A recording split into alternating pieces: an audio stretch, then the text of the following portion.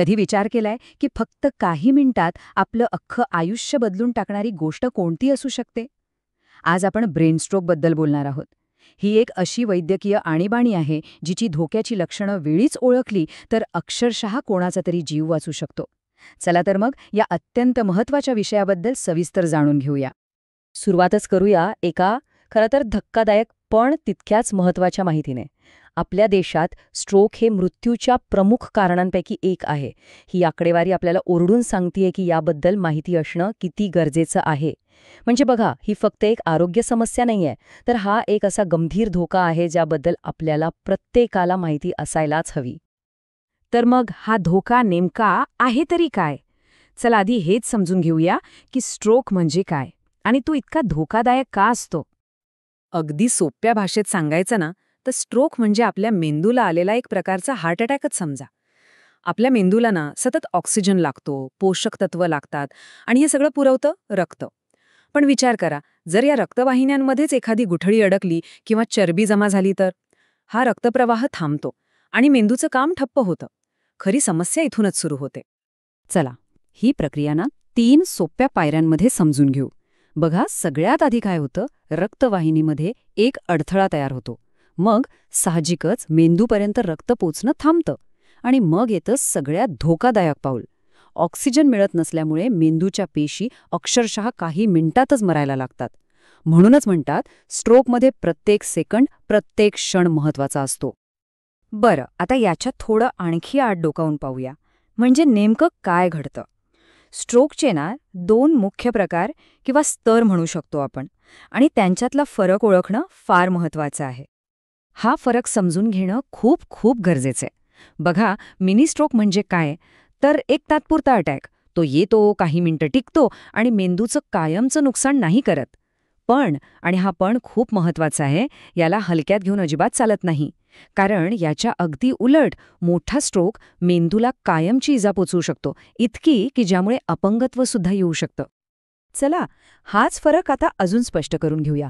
Mini stroke आणि मोठा stroke. कारण एकाला जर आपण वेळीच ओळखलं तर दुसऱ्याला टाळण्याची संधी मिळू शकते. अगदी बरोबर. म्हणूनच मिनी स्ट्रोकला वॉर्निंग स्ट्रोक म्हणतात, म्हणजे धोक्याची सूचना. विचार करा, आपलं शरीरच आपल्याला एक संधी देत असतं, एक इशारा देत असतं की बाबांनो, पुढे मोठा धोका आहे, सावध व्हा. आणि या इशाऱ्याकडे दुर्लक्ष करणं म्हणजे आपण स्वतःहून मोठ्या संकटाला आमंत्रण देतोय. आता येऊया सगळ्यात महत्त्वाच्या भागाकडे. ती लक्षणं कोणती आहेत, ती चिन्ह कोणती आहेत, जी आपल्याला स्ट्रोक ओळखायला मदत करतील? ही माहिती खरंच कोणाचा तरी जीव वाचवू शकते, त्यामुळे नीट लक्ष द्या. पहिलं आणि सगळ्यात कॉमन लक्षण, शरीराच्या एका बाजूला अचानक आलेला अशक्तपणा किंवा बधिरपणा. म्हणजे कसं? समजा एखादी व्यक्ती हसण्याचा प्रयत्न करते, पण चेहऱ्याची एक बाजू ओढली जाते किंवा त्यांना साधा एक हात वर उचलता येत नाहीये, तर हे स्ट्रोकचं अगदी स्पष्ट लक्षण असू शकतं. दुसरं महत्त्वाचं लक्षण आहे दृष्टीशी संबंधित. अचानक एका किंवा दोन्ही डोळ्यांनी अंधुक दिसायला लागणं किंवा दिसणंच बंद होणं. कधीकधी असं होतं की डोळ्यासमोर अंधारी येते आणि परत जाते. हे का होतं? तर डोळ्याला रक्तपुरवठा करणाऱ्या वाहिनीत गुठळी अडकल्यामुळे. आणि हे सुद्धा स्ट्रोकचं एक गंभीर लक्षण आहे. तिसरं लक्षण आहे तोल जाणं. म्हणजे अचानक चक्कर यायला लागते, चालताना पाय अडखळतात, शरीरावरचा ताबाच सुटल्यासारखा वाटतो. मेंदूला इजा झाल्यामुळे हे घडतं. त्या व्यक्तीला साधं उभं राहणं किंवा 2 पावलं चालणं सुद्धा अवघड होऊन बसतं. आणि चौथं लक्षण, तीव्र डोकेदुखी. पण थांबा, ही आपली रोजची साधी डोकेदुखी नाहीये. ही अशी डोकेदुखी आहे जी अचानक सुरू होते आणि इतकी प्रचंड असते की तशी कधीच अनुभवलेली नसते. कोणतंही कारण नसताना अशी डोकेदुखी होणं हे मेंदूत काहीतरी गडबड असल्याचं मोठं लक्षण आहे. याकडे चुकूनही दुर्लक्ष करू नका.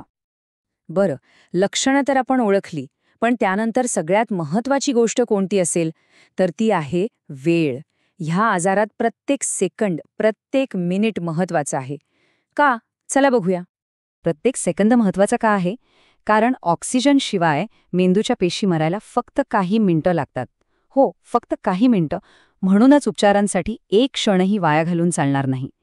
आणि आता सगळ्यात महत्त्वाचा प्रश्न, तो स्वतःला विचारायचा आहे. आज आपण जी काही माहिती घेतली त्यानंतर खरंच आपण तयार आहोत का? आपल्या जवळच्या व्यक्तीमध्ये किंवा अगदी स्वतःमध्येही ही लक्षणं ओळखायला? कारण आपलं ज्ञान, आपली जागरूकता हीच निर्णायक ठरणार आहे. म्हणून शेवटी एकच गोष्ट लक्षात ठेवायची आहे, लक्षणं ओळखा आणि एक क्षणही न थांबता मदत घ्या.